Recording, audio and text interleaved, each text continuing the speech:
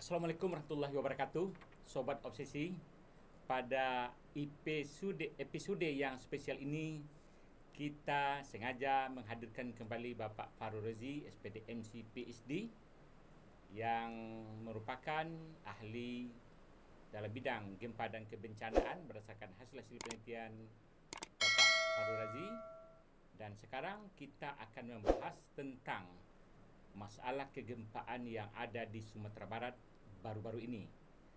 Dalam beberapa berita dijelaskan bahwa ada potensi gempa 8,9 skala Richter yang dalam beberapa minggu terakhir itu sudah banyak di dalam berita online, dan ternyata memang dalam 2 hari ini atau hari kemarin dan hari ini kembali terjadi gempa dirasakan oleh masyarakat Kota Padang secara khusus dan Sumatera Barat pada umumnya. Sekarang kita akan berbincang-bincang untuk menjelaskan hal itu dengan Bapak Farul Razi, SPD, MSI, PhD. Selamat siang Pak Farul. Ya, selamat siang, Prof. Terima kasih, Prof, Ya. atas undangan kedua kalinya. Berarti kita ingin melihat ini masyarakat yang terjadi akhir-akhir ini, ada masalah potensi gempa yang cukup besar, dan dimungkinkan juga berdampak tsunami 10 meter. Ini membuat masyarakat was-was. Mungkin dari keahlian Pak Farul Razi mungkin bisa dijelaskan seperti apa itu sebetulnya sesungguhnya yang terjadi dari sudut pandang keilmuan. Kami persilakan Pak Farul Razi. Terima kasih, Bapak. Jadi memang di Pantai Barat Sumatera, ya, khususnya di Sumatera Barat, memang ada potensi terjadi gempa. Menurut para pakar itu sekitar 8,9 skala Richter. Ya. Ini dari hasil penelitian saya lupa nama Pierre Rosa yang dari California Institute of Technology. Ya, mereka itu mengukur pergerakan koral karang, ya, karang. Kemudian menghitung, ya, dari strain itu juga dihitung berapa potensi gempa dari adanya dorongan Indo-Australia ke Eurasia. Ya. Dari sana dapat ketemulah sekitar 8,9 skala Richter. Ini berdasarkan kita sudah melihat bahwa dari data-data yang ada, ya, di bagian utara Sumatera, misalnya di Nias, Aceh dan seterusnya, yang ke atas itu sudah ada gempa yang signifikan yang magnitudenya lebih dari 8, ya. Yang terjadi sebelumnya. Ya, sudah terjadi. Ya, kemudian di selatan juga sudah, ya, di Bengkulu sampai ke bawah. Ya. Signifikan lebih dari di atas 8. Yang belum ada ini di tempat kita di Kepulauan Mentawai, ya. Dengan daerah zona itu disebut dengan seismic gap. Ya. Yang daerah yang dimana belum ada masih ada gap, ya, belum ada terjadi gempa yang signifikan. Ya, sebelumnya di utara sudah terjadi, di bagian selatan ya, sudah. Utara sudah, selatan sudah, tengah belum. Tengah belum. Kalau kita melihat dari siklus, ya, kalau siklus 200 tahun, ya, para ahli juga mengatakan demikian. Ini akan ada keberulangan, ya, potensi terjadi gempa. Ya. Dahulu pernah terjadi di 97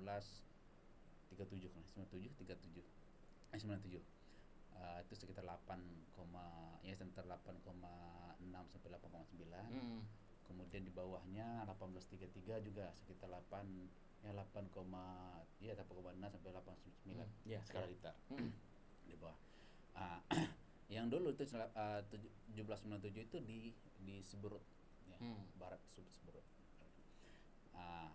Sekarang di atas sudah, di selatan, di bawah sudah, selatan. Dengan kita ini belum. Dilihat dari data memang ada pergerakan, ya, karena dorongan Indo-Australia.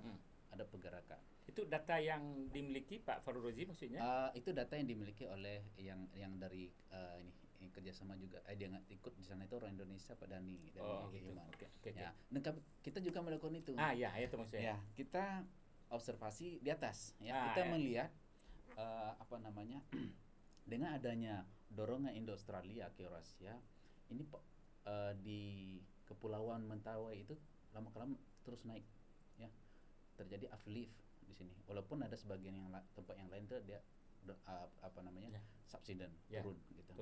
Karena Indo-Australia ini mendorong Sumatera ini miring gitu. Ya, miring. Miring sehingga Sumatera kan terbentuk sesar Sumatera Sesar Sumatera sehingga di bagian barat Sumatera itu dia bergeser ke timur dan ke utara. Itu gesernya. Ke timur sini dan ke utara. Karena ini mendorongnya miring. Mendorongnya miring. Gitu ya. Ya, sehingga di sini di antara kita dengan Mentawai itu ada beberapa sesar sebenarnya dan semuanya sesar mendatar ya. Geser. Itu dari data satelit enggak, itu dari data geologinya. Geologinya. Data geologi ya. Nah, kita bisa ngelihat juga seperti gempa 2007 ya, yang 8,4 itu kan berefek ke Pagai Selatan. Kita melihat di Pagai Selatan sebelumnya orang belum bisa menjelaskan ada atau tidaknya sesar di situ. Dengan adanya gempa itu kita bisa melihat dari citra satelit adanya sesar. Dari perinji hasilnya itu nanti dilihat ada gap sehingga seolah dia misalnya nggak nyambung perinjinya gitu ya. Misalnya perinjinya gini. Sampai sini geser ya. Berarti di sini ada pergeseran.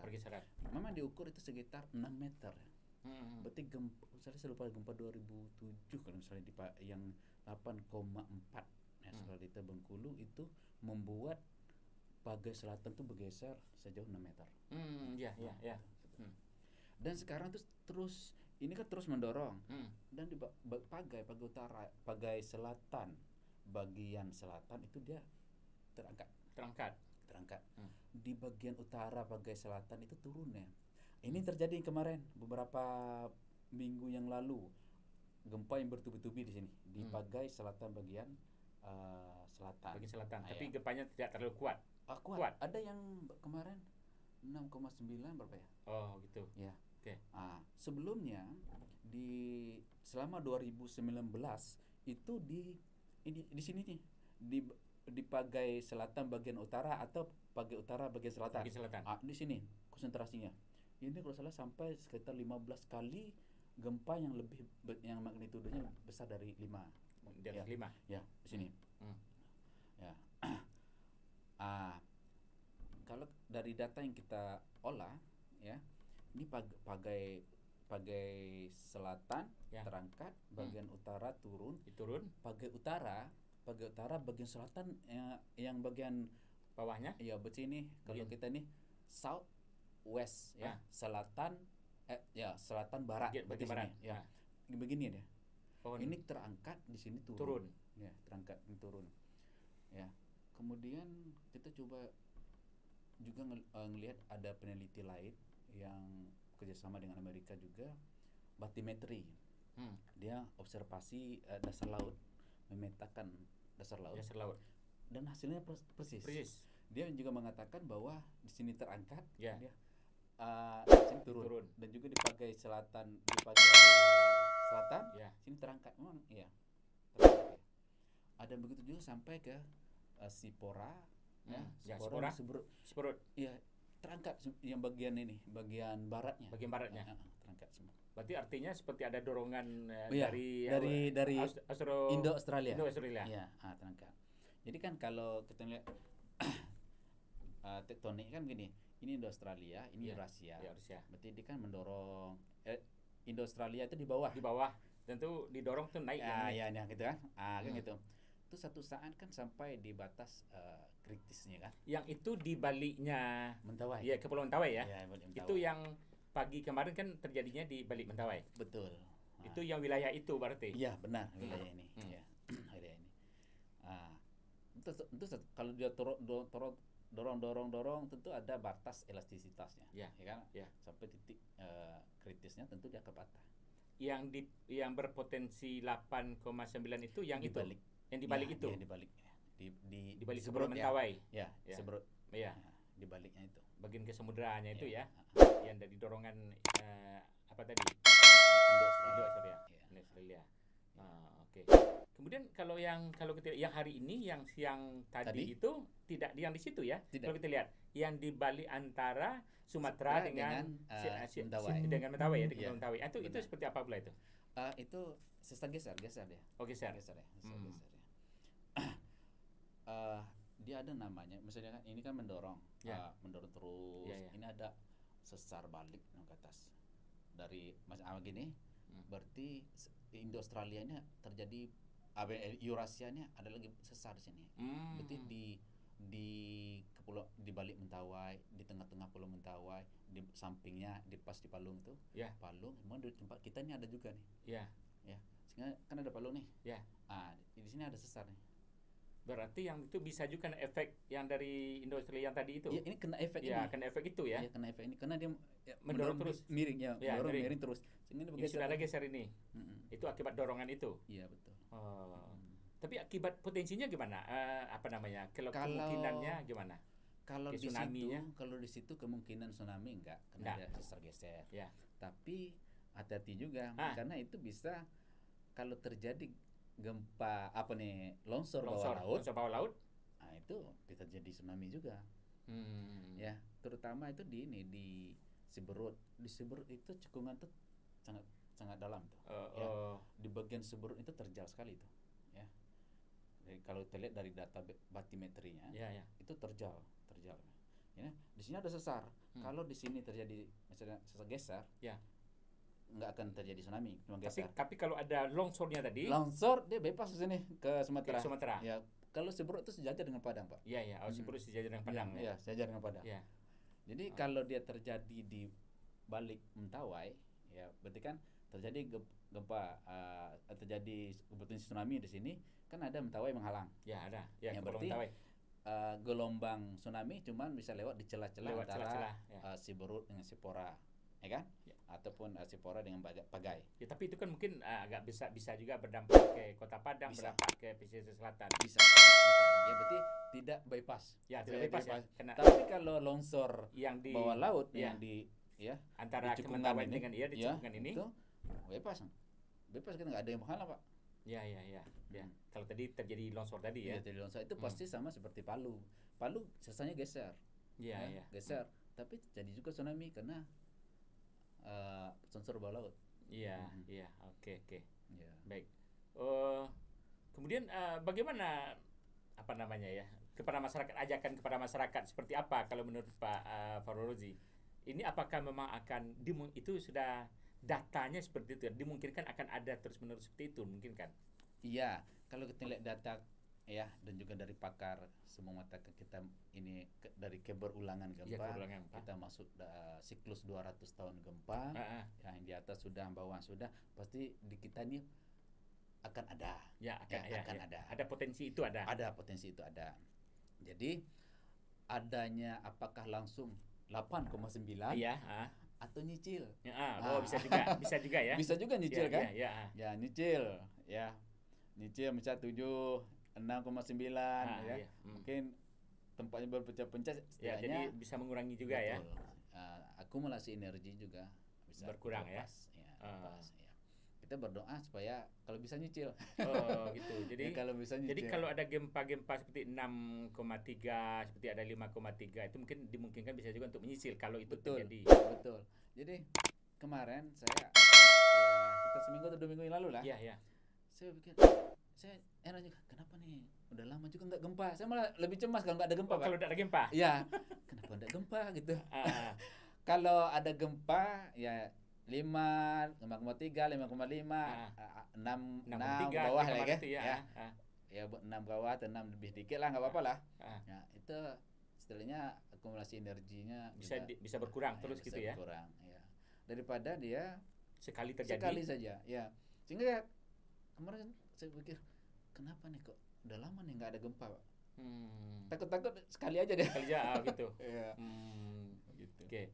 Kemudian ya untuk masyarakat kita udah jelas kita ya dari potensi itu ada. Benar. Nah, jadi kita memang harusnya selalu siap siaga. Siap siaga. Bukan kita paranoid, Pak. Ya, Kita beraktivitas seperti biasa, tapi harus tetap siaga. Ya, siaga. Ya, dengan artian kita menyiapkan diri. Mulai misalnya kalau di rumah ya kita pastikan misalnya dari tempat tidur kita sampai keluar memang tidak ada benda-benda hambatan ya. Hambatan, tidak ada benda-benda yang mungkin kalau terjadi gempa yang menimpa kita. Menimpa kita. Berarti kita bisa keluar. Berarti itu untuk masyarakat itu harus diwaspadai gitu ya, harus siap siaga seperti itu ya, di rumah. Kemudian saya sudah melaksanakan di rumah gitu. Misalnya kemudian ini kita nggak tahu apakah gempa itu akan terjadi siang atau malam. Kalau terjadi di malam hari, itu besar kemungkinan lampu mati, Pak.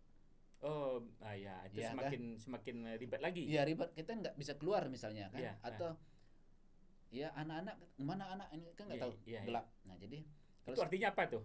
Artinya apa kepada masyarakat itu? Harus siap siaga dengan. Kita sekarang tuh udah ada nih lampu LED, LED yang emergency. Emergency. Kalau lampu mati dia tetap hidup. Lampu emergency.